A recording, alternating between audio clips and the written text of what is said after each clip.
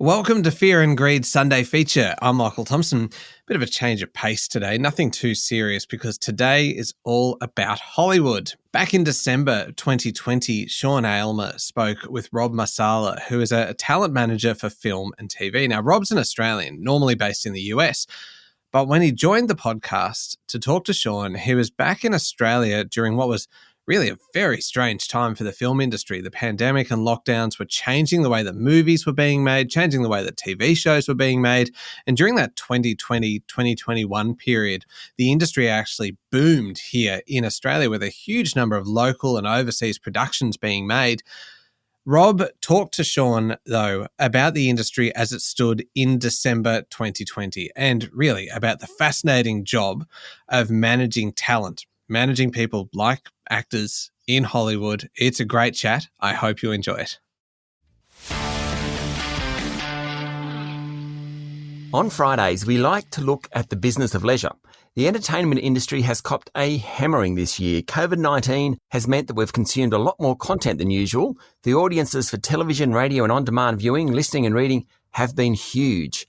Film and television production around the world, however, was paused, started and then paused again. Blockbuster movies that were ready for release were either sent straight to streaming or held off until a time when audiences could return to cinemas. We thought we'd find out the status of the film and television industry from an expert. Rob Marsala is a talent manager, usually based in Hollywood. He's now returned to Australia, done his stint in quarantine, and is working remotely from Sydney. Rob, welcome to Fear and Greed. Thank you, Sean. It's nice to be here. So what does a talent manager do? Basically, I represent actors, so guide their careers, seek employment for them, manage their professional life and their careers. So it's a pretty amorphous job also, depending on where somebody's at in their career. So early on, if you're the only representative involved, it's really about rolling your sleeves up and trying to get them work and get them established. And then the more they're established, the job becomes very different because you may have an agent as well, or a lawyer, or a business manager, or a publicist. And that way, my job becomes more of managing the whole sort of team together for that client. So it's almost like a chief of operations, or I'm just trying to think in a business world, we might have a COO.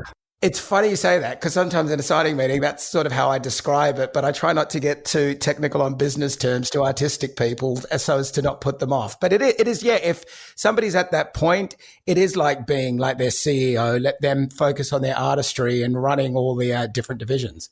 Okay. So how did you end up in Hollywood? I mean, a Hollywood manager, that must be the top of the tree in terms of your role. Well, I'm not at the top of the Hollywood manager tree, but I was a kid from Perth that loved movies, and I went to law school and really did not enjoy being a lawyer. Worked in Perth as a lawyer for a couple of years, and I always loved film and TV, but I didn't know where I was supposed to fit in there. So I went to grad school in New York, and as I was finishing that up, was trying to do some internships, and everybody told me, you should go to Hollywood and work at a big agency. And I didn't really want to be an agent because it's all very corporate. I'm sure a lot of your listeners have watched Entourage. You're no Ari Gold, I think. Well, and look, and that's not even a remote exaggeration. I wish it was. Oh, really? But I did start in the mailroom at a big agency, and I pushed a mail cart. So I was a lawyer with an MBA, and I pushed a mail cart, and I started that way. And I went from there to a desk of a junior agent, to the desk of the president of that agency. And then he left and started a management company, and I left with him. I was being quite colourful when I talked about Ari Gold and Entourage. Is it really like that or not? It's absolutely like that. That is not a remote exaggeration whatsoever of what it's like. In fact, it could actually be worse than that. Look, that was my experience at the agency I was at. I don't know if things have changed nowadays. Managers tend to be a different breed. We're a lot softer and gentler. So what was his name? Like E was his manager, his buddy kind of thing. So that's more of your manager relationship. But yeah, it's very, very corporate, the agency world. And for me personally, it just didn't suit my personality. Not that they don't work hard. They work really hard. It's just not. Yeah, it wasn't your cup of tea. No.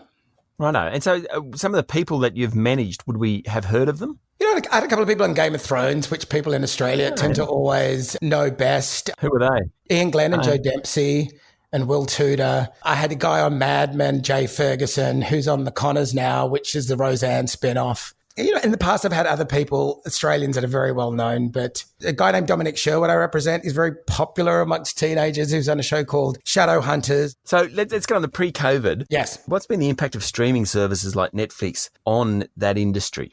Well, they're already sort of taking over. So it used to be like 10 years ago in the States, it was all about the networks. And so they had what's called pilot season. So if you didn't book a TV job during pilot season, which ran in February, you weren't going to get a TV job. Then sort of the HBOs and the Showtimes came along and they started doing MOWs, movies of the week. And then they started, doing like The Sopranos, Sex and the City. So TV became a bit more ubiquitous throughout the year. So, and then when Netflix came and Hulu, it's just now there's TV all year round. And just creatively, for me personally, I got into this because I grew up in the 80s and, I loved all the movies from the 70s and the 80s, like Dangerous Liaisons and Broadcast News and Kramer versus Kramer and Ordinary People. And they just don't make movies like that anymore, the studios. And so I think TV's come along and really being that place where people can really do creative, interesting work. Well, if I think of the shows I have watched in recent times, one had Nicole Kidman as a star, one had Jason Bateman, one had Russell Crowe, and they're all streaming services. So certainly has COVID-19, you said it was already underway, but has COVID-19 presumably just accelerated that whole trend? No, I don't think so. I think it was already happening. And when I started doing this like 25 years ago, you were a film actor or a TV actor, and TV actors wanted to be film actors, but they couldn't get a break. And, and then you suddenly had like George Clooney, Jennifer Aniston, all these people crossing over, but film people still didn't want to go to TV because they were snobby about it. Whereas now, if you just want to do good, solid work, it seems to be in TV. So everyone just sort of now looks at the material and where it's going to be distributed is not as important in terms of the quality of the work. So there's no stigma about doing TV anymore, and people go back and forth all the time. We'll be back with more in a minute. My guest this morning is film and television talent manager Rob Marsala. So do people get paid as much? Are the paychecks as big in TV as they are in movies, supposedly? Look, I've never represented one of those A-listers that greenlights movies. So I'm sure if you're Leo DiCaprio, you're still getting paid pretty well. What I do know in the last 5 years is they used to pay, say, number 5 on the call sheet, say a decent actor who had the 5th largest role in a movie. You used to be able to get them a decent paycheck. And what they've done in movies is really squeezed those margins. So you either get paid all of it or, they just sort of squeezed it down. So TV's definitely more lucrative if you're not Leo DiCaprio, certainly. Yeah. Now, look, recently Warner Brothers announced that they'd actually be releasing their movies in 2021 simultaneously on the big screen and the small screen. What do you think of that? It's really interesting, isn't it? Because I think during COVID, certainly in LA, everybody's been locked in for the last 9 months. So we haven't been able to go to the cinema for the last 9 months. So one part of me thinks it's really dangerous to just keep that trend alive and give people the option to just watch things at home. But, I don't know if that's just for 2021. I don't know if that's, just sort of the library that they have now and they're going to go back to the old model. People for years have been talking about changing the system of exhibition because of the Netflixes of the world who seem to be making some really interesting movies. What's interesting to me about it all is a lot of the bigger agents right now who do represent these big directors and actors, in fairness to them, they made deals with back ends and all sorts of things that involved these films being, released theatrically for a certain window. And there's no question it's going to affect box office if you're releasing it on HBO Max at the same time. And so a lot of people are up in arms because it feels like they're doing this more to sort of have HBO Max compete with Netflix. It's slightly disingenuous to what deal was negotiated back in the day. So people are very unhappy about it. But I kind of see both sides to it as well. It's like if cinemas aren't going to be open, some of these films may not be very relevant in 2022. So I can see both sides. What do you think, Sean? Well, I've got a lot of kids, so I don't go to the movies. And that's a reality of it. It's good for you. If you can see the next Pixar film on HBO Max, right. You don't have to pay for a babysitter or anything. Well, but it is an interesting thing because we watch a lot of streaming services and I'm happy to pay for all the streaming services because as a monthly rate, it's actually very cheap. Yeah. And it's much more cost effective than going to the movies. And if I'm going to go to the movies, I'd actually prefer to spend a lot of money and have a really great experience in terms of food and wine whilst watching the movie. I think that middle ground in the movies where you just go and buy a seat and you watch a movie, I think I just wouldn't do that anymore. I'd either go really luxury or somewhere at home. It's interesting you say that because I think that's why they now make these huge blockbusters like, the avatars of the world where you kind of do have to go to the cinema to get the full experience of it. And then they're not the movies I like. I like these gab fests where people just sit around talking. And I think those are the ones that are going to suffer about getting theatrical releases. Yeah. Now, tell me, you have been based overseas for a while now, but you've come back home. What's your sense of how the local film and TV industry is performing and handling COVID-19, in fact? Oh, I'm going to get killed for saying this. I think the Australian film industry, I feel like it's been suffering for a while now in terms of we haven't had that Muriel's Wedding, Strictly Ballroom, kind of shine, big sort of film that's reached worldwide. And I'd love to see some Australian films do better. I think Australian television has really gotten fantastic. You got shows like Wentworth that I think are just incredible. And, the good news about the Netflixes and the Hulus of the world is all of these shows are getting international audiences now. So you can stream Wentworth on Netflix USA. And I remember at one point, it was in the top 10 one day when I switched on in the US. And I was so happy to see that because I think it's a great show.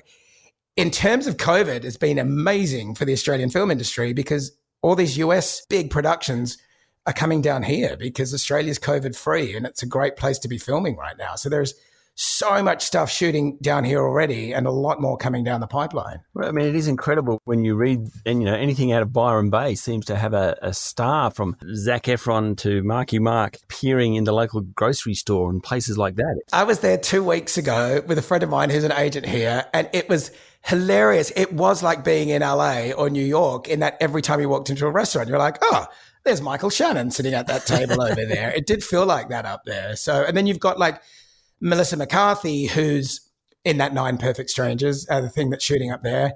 And now she's going to be producing a comedy for Netflix that's going to be shooting down here as well because she's fallen in love with the country. So it's really good. I was talking to a friend of mine who's an art director, and if anything, they have an embarrassment of riches right now, good crew, because everybody's just trying to like crew up professionally and there's so much competition for it now. So it's great. So what are your hopes for the next 12 months then in the industry generally? Vaccine and for things to get back to normal. So we pretty much shut down production from March to around August. So there was like nothing to do. Maybe I had 1% of my job to do. So it was pretty brutal. And then around August, things started coming back into production, but it was more returning series, things that had started but had to shut down more so than new stuff. So I would say we're at about 40 to 45% of what it would have been, but for COVID.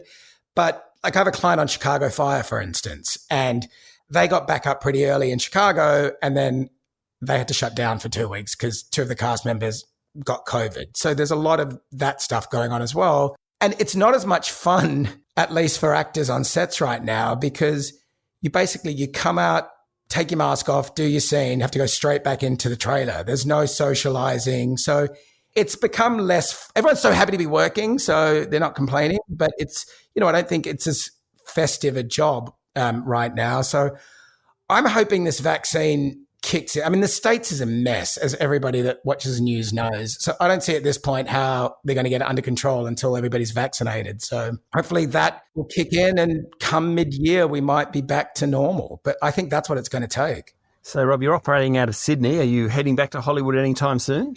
I was supposed to go back after the Christmas holidays, but they're not going to hear this. But yeah, I'm not going back. I have been in front of my computer in my house since March. So as I said to the company I work for, if I'm in front of a computer in LA or in front of a computer in Sydney, what difference does it make? So I'm getting up at 4:30, as you do, to do your podcast, so that I'm on the LA time zone. I got very lucky. When I arrived, it was about a month ago, it was when things started getting exponentially worse. So I'm being literal now. It's 1,000% worse in LA than it was a month ago when I left. So why would you go back until a vaccine has been rolled out? I'm not going to go back and be stuck in my house in an LA winter when I can have an Aussie summer. And, I haven't been able to be here for more than 3 weeks at a time for 20 years. So I'm thrilled to be back and I'm milking it. This is the silver lining to the COVID cloud.